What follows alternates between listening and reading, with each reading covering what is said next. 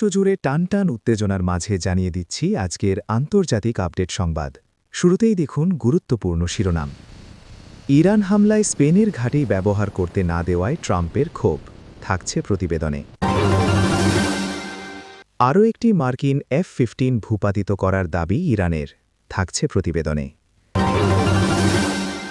একে একে মিত্রদের ধ্বংস হতে দেখেও নীরব কেন চীন, থাকছে প্রতিবেদনে।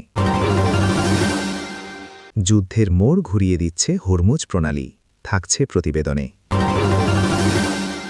ইরানে হামলা চালিয়ে যুক্তরাষ্ট্রের ক্ষতি 25,69,000 কোটি টাকা, থাকছে প্রতিবেদনে। ইসরায়েলের হাইফা ও তেল হাশমের ঘাঁটিতে ড্রোন হামলার দাবি হিজবুল্লাহর, থাকছে প্রতিবেদনে। এতক্ষণ শুনতেছিলেন সংবাদ শিরোনাম, এখন বিস্তারিত। বিশ্বজুড়ে বাড়ছে উত্তেজনা। একের পর এক সিদ্ধান্তে বদলে যাচ্ছে আন্তর্জাতিক শক্তির ভারসাম্য। বড় শক্তিগুলো যখন মুখোমুখি অবস্থানে, তখন সাধারণ মানুষের মনে একটাই প্রশ্ন: কোথায় যাচ্ছে বিশ্ব রাজনীতি? আরও একটি মার্কিন F-15 ভূপাতিত করার দাবি ইরানের। আবারও যুক্তরাষ্ট্রের একটি অত্যাধুনিক F-15 যুদ্ধবিমান ভূপাতিত করার দাবি করেছে ইরান। দেশটির সরকারি বার্তা সংস্থা তাসনিম নিউজকে দেওয়া এক সাক্ষাৎকারে এক নির্ভরযোগ্য সূত্র এই তথ্য নিশ্চিত করেছে। সূত্রটি জানায়, ইরানি সেনাবাহিনীর বিমান প্রতিরক্ষা ইউনিটের নিখুঁত নিশানায় মার্কিন যুদ্ধবিমানটি আঘাতপ্রাপ্ত হয়। এর আগে গত সোমবার ইরানের খাতাম আল আম্বিয়া সেন্ট্রাল হেডকোয়ার্টার্স থেকে দাবি করা হয়েছিল, তাদের নিজস্ব প্রযুক্তিতে তৈরি প্রতিরক্ষা ব্যবস্থার মাধ্যমে 3টি মার্কিন যুদ্ধবিমান ধ্বংস করা হয়েছে। সোশ্যাল মিডিয়া এবং বিভিন্ন আন্তর্জাতিক সংবাদমাধ্যমে ইতোমধ্যে বিধ্বস্ত বিমানের ধ্বংসাবশেষ এবং চালকদের প্যারাশুটযোগে অবতরণের বেশ কিছু ছবি এবং ভিডিও ছড়িয়ে পড়েছে। জানা গেছে, সোমবার ভোরে ইরান ও কুয়েত সীমান্ত সংলগ্ন আকাশসীমায় প্রথম F-15 বিমানটিকে গুলি করে নামানো হয়। কুয়েতের প্রতিরক্ষা মন্ত্রণালয় এই ঘটনার সত্যতা নিশ্চিত করে জানিয়েছে, বিমানটি ভূপাতিত হয়ে কুয়েতের সীমানার ভেতরে আছড়ে পড়েছে। একে একে মিত্রদের ধ্বংস হতে দেখেও নীরব কেন চীন? খুব অল্প সময়ের ব্যবধানে মার্কিন প্রেসিডেন্ট ডোনাল্ড ট্রাম্প বেইজিংয়ের 2 ঘনিষ্ঠ মিত্রকে স্বীকার করেছেন। তারা হলেন ভেনেজুয়েলার প্রেসিডেন্ট নিকোলাস মাদুরো এবং ইরানের সর্বোচ্চ নেতা আয়াতুল্লাহ আলী খামেনি।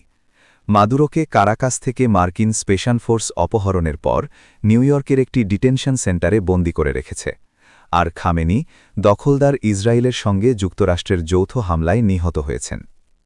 এর প্রতিক্রিয়ায় চীন ক্ষোভ প্রকাশ করেছে। একজন সার্বভৌম নেতাকে বন্দী বা হত্যা এবং যুক্তরাষ্ট্রের প্রকাশ্য শাসন ব্যবস্থা পরিবর্তনের প্রচেষ্টার নিন্দা জানিয়েছে। একই সঙ্গে ইরানের প্রতি বন্ধুত্বের হাত বাড়িয়ে দিয়েছে। তবে বেইজিং তাদের ভূরাজনৈতিক প্রতিদ্বন্দ্বীর এই প্রচলিত যুদ্ধরীতির পরিবর্তন কেবল চেয়ে চেয়ে দেখা ছাড়া আর তেমন কিছুই করেনি। চীনের প্রেসিডেন্ট শি জিনপিংয়ের ক্ষেত্রে এখানে একটি কঠোর বাস্তববাদ বা প্র্যাগম্যাটিজম কাজ করছে। বিশেষজ্ঞদের মতে, ইরানের বিষয়টি শেষ পর্যন্ত শি জিনপিংয়ের অগ্রাধিকার তালিকার নিচের দিকেই থাকে। তার মূল লক্ষ্য হল যুক্তরাষ্ট্রের সঙ্গে চীনের সম্পর্কের স্থিতিশীলতা বজায় রাখা, বিশেষ করে চলতি মাসের শেষের দিকে বেইজিংয়ে ট্রাম্পের সঙ্গে আসন্ন শীর্ষ সম্মেলনের কথা মাথায় রেখে। এছাড়া চীন হয়তো মনে মনে খুশিই হবে যে ওয়াশিংটনের মনোযোগ এবং সামরিক শক্তি ইন্দো প্যাসিফিক অঞ্চল থেকে দূরে সরে যাচ্ছে।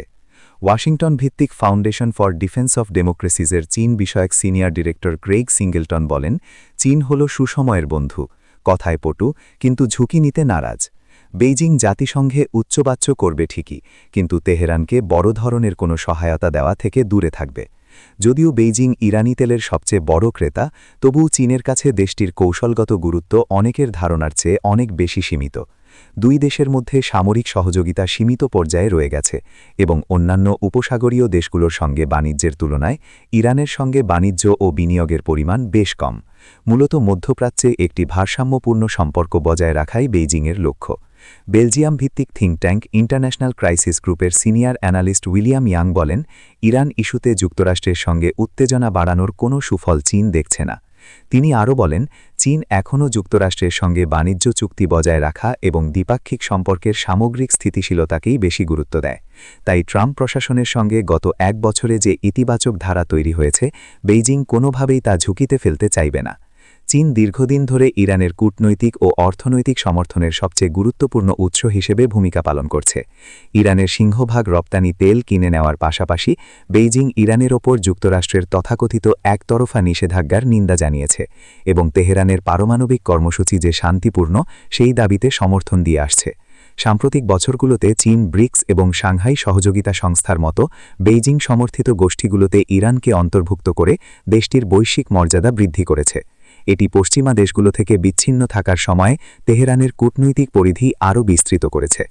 চীনে কোম্পানিগুলো ইরানের ক্ষেপণাস্ত্র কর্মসূচিতে ব্যবহৃত রাসায়নিক সরবরাহ করেছে এবং দেশটির অভ্যন্তরীণ নজরদারি কাঠামো তৈরিতে সহায়তা করেছে।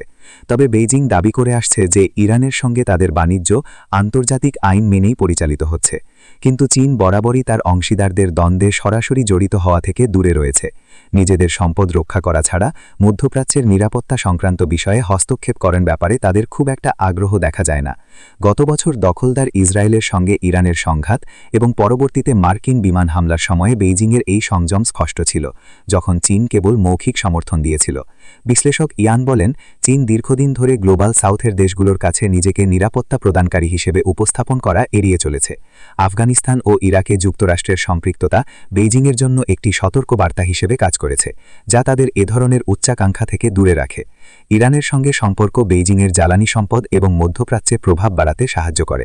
তবে মধ্যপ্রাচ্যে ভারসাম্য বজায় রাখার প্রচেষ্টায় তারা ইরানের প্রতিদ্বন্দ্বী সৌদি আরবের মতো অন্যান্য আঞ্চলিক শক্তির সঙ্গেও সুসম্পর্ক বজায় রেখেছে। 2023 সালে এই দুই দেশের মধ্যে পুনরায় সম্পর্ক স্থাপনে চীন মধ্যস্থতাকারীর ভূমিকা পালন করেছিল। তা সত্ত্বেও চীন, ইরান, রাশিয়া এবং উত্তর কোরিয়ার মধ্যে ক্রমবর্ধমান ঘনিষ্ঠতা নিয়ে ওয়াশিংটনে উদ্বেগ বাড়ছে। গত সেপ্টেম্বরে বেইজিংয়ে একটি বিশাল সামরিক কুচকাওয়াজে এই চার দেশের নেতাদের উপস্থিতিতে এক অভাবনীয় ঐক্য প্রদর্শিত হয়েছে।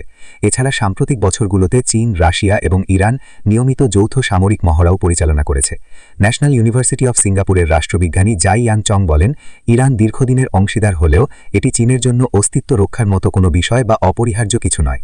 গত এক বছরে দুটি বড় সামরিক হামলার সময়ে বেইজিং ইরানকে যে সীমিত সমর্থন দিয়েছে তা বিপদের সময়ে চীনের নির্ভরযোগ্যতা নিয়ে প্রশ্ন তুলছে। তিনি আরও বলেন, যারা নিরাপত্তার প্রয়োজনে চীনের সঙ্গে কাজ করছে বা করতে ইচ্ছুক তারা এখন সঙ্গত কারণেই প্রশ্ন করতে পারে যে চীন তাদের বিপদে ফেলে চলে যাবে কিনা, যেমনটা আগে ইরান ও ভেনেজুয়েলার ক্ষেত্রে দেখা গেছে। তবে বিশ্লেষকরা একমত যে খামেনির উত্তরসূরি যেই হন না কেন, তেহরান তার অর্থনৈতিক সক্ষমতা বজায় রাখতে চীনের সঙ্গে সম্পর্ক বজায় রাখবে। পিকিং ইউনিভার্সিটি HSBC বিজনেস স্কুলের মিডল ইস্ট ইনস্টিটিউটের ডিরেক্টর ঝু ঝাওয়াই বলেন, ইরানের ঘটনাপ্রবাহ চীনের জন্য কিছু কাঠামোগত সুযোগও তৈরি করেছে। গত 2 মার্চ এক নিবন্ধে তিনি লিখেছেন, মধ্যপ্রাচ্যের সামরিক সংঘাতে আমেরিকার গভীর সম্পৃক্ততা অনিবার্যভাবেই তাদের কৌশলগত সম্পদ ও মনোযোগ অন্যদিকে সরিয়ে নেবে। এটি ইন্দো প্যাসিফিক অঞ্চলে চীনের উপর চাপ বজায় রাখার মার্কিন ক্ষমতাকে সরাসরি সীমিত করবে। ইরানের বিরুদ্ধে দীর্ঘস্থায়ী অভিযান আমেরিকার অস্ত্র সরবরাহকেও কমিয়ে দিতে পারে। অন্যদিকে বেইজিং সামরিক কাজে ব্যবহৃত রেয়ার আর্থ এলিমেন্ট বা বিরল খনিজ রপ্তানি নিষেধ করেছে, যা ওয়াশিংটনের পক্ষে তাদের অস্ত্রের মজুত পুনরায় পণ্য করা কঠিন করে দিতে পারে। ক্ষেপণাস্ত্র থেকে শুরু করে যুদ্ধবিমান সব ধরনের আধুনিক অস্ত্র তৈরির জন্য এই খনিজগুলো অত্যন্ত গুরুত্বপূর্ণ। তবে চীনের জন্য স্বল্পমেয়াদী বিঘ্ন, বিশেষ করে জ্বালানি খাতে, এড়ানো অসম্ভব। ডেটা অ্যানালিটিক্স ফার্ম কেপলারের তথ্য অনুযায়ী ইরানের প্রায় সব অপরিশোধিত তেল রপ্তানি শেষ পর্যন্ত চীনেই যায়, যা সমুদ্রপথে চীনের মোট তেল আমদানির প্রায় 13%। বিশ্লেষকদের মতে এই দুই দেশের জ্বালানি বাণিজ্য মূলত জাহাজের একটি নেটওয়ার্কের ওপর নির্ভরশীল। এই নেটওয়ার্কের মাধ্যমে প্রায়শই মধ্যস্থতাকারী দেশের সাহায্যে ইরানের তেল চীনের উপকূলীয় অঞ্চলের ছোট এবং স্বাধীন শোধনাগারগুলোতে পাঠানো হয়। এই ব্যবস্থার ফলে তেল শোধনের প্রক্রিয়াটি চীনের রাষ্ট্রনির্ভর প্রতিষ্ঠানগুলো থেকে আলাদা থাকে, যা অন্যথায় মার্কিন নিষেধাজ্ঞার মুখে পড়ার ঝুঁকিতে থাকত। এই তথাকথিত টিপট শোধনাগারগুলো মূলত ডার্ক ফ্লিট বা অন্ধকার জাহাজ বহনের সঙ্গে কাজ করার জন্য পরিচিত, যারা নিষিদ্ধ পণ্য পাচারের জন্য ছদ্মবেশ বা গোপন কৌশল ব্যবহার করে। গত বছর থেকে ইরানের ওপর চাপ বৃদ্ধির সঙ্গে ট্রাম্প প্রশাসন শিপিং এবং শোধনের সঙ্গে জড়িত সন্দেহজনের ওপর নিষেধাজ্ঞা আরোপ করেছে। বিপুল পরিমাণ ইরানি তেল আমদানি সত্ত্বেও বিশ্লেষকরা মনে করেন স্বল্পমেয়াদী বিঘ্ন সামলে নেওয়া সম্ভব, কারণ চীন গত কয়েক বছরে তাদের তেলের উৎসে বৈচিত্র্য এনেছে। এনার্জি অ্যাসপেক্টসের অপরিশোধিত তেল আলোচক রিচার্ড জোন্স বলেছেন, ফেব্রুয়ারির মাঝামাঝি থেকে ইরান রপ্তানি বাড়িয়েছে এবং বেকারি শোধনাগারগুলো এখনও সিঙ্গাপুরের কাছে থাকা তাদের ভাসমান স্টোরেজ জাহাজ থেকে কিছু ইরানি তেল সংগ্রহ করতে পারছে। এর পাশাপাশি তারা রুশ তেলের আমদানিও বাড়াতে পারেন, তিনি যোগ করেন। তা সত্ত্বেও বেইজিংয়ের জন্য বড় উদ্বেগের কারণ হল পুরো অঞ্চলে ছড়িয়ে পড়া সংঘাত এবং হরমুজ প্রণালীতে বড় ধরনের বিঘ্ন, যা সৌদি আরব ও কুয়েত সহ অন্যান্য দেশ থেকে তেল আমদানির একটি অত্যন্ত গুরুত্বপূর্ণ রুট। কেপলারের তথ্য অনুযায়ী এই অঞ্চল থেকে আসা তেল চীনের মোট চাহিদার প্রায় তৃতীয়াংশ এবং সমুদ্রপথে আমদানির 50%-এরও বেশি, যার বড় অংশই এই প্রণালী দিয়ে পরিবাহিত হয়। বেইজিং ভিত্তিক বেকারি think tank center for China and গ্লোবালাইজেশনের deputy secretary general Zichen Wang বলেন, এটি চীনকে আরও নমনীয়তা দেয়, কৌশলগত অতিরিক্ত বিস্তৃতির ঝুঁকি কমায় এবং মিত্রদের নিরাপত্তার দায়িত্ব নেওয়ার আর্থিক খরচ বাঁচায়। তিনি সতর্ক করেন যে সংঘাত সহিংস রূপ নিলে বেইজিংয়ের পক্ষে নিরাপত্তা পরিস্থিতি নিয়ন্ত্রণ করা কঠিন হয়ে পড়ে। তিনি আরও সতর্ক করেন, চীনের এই নিষ্ক্রিয়তা ট্রাম্পের ঝুঁকিপূর্ণ পদক্ষেপগুলোকে আরও উৎসাহিত করতে পারে।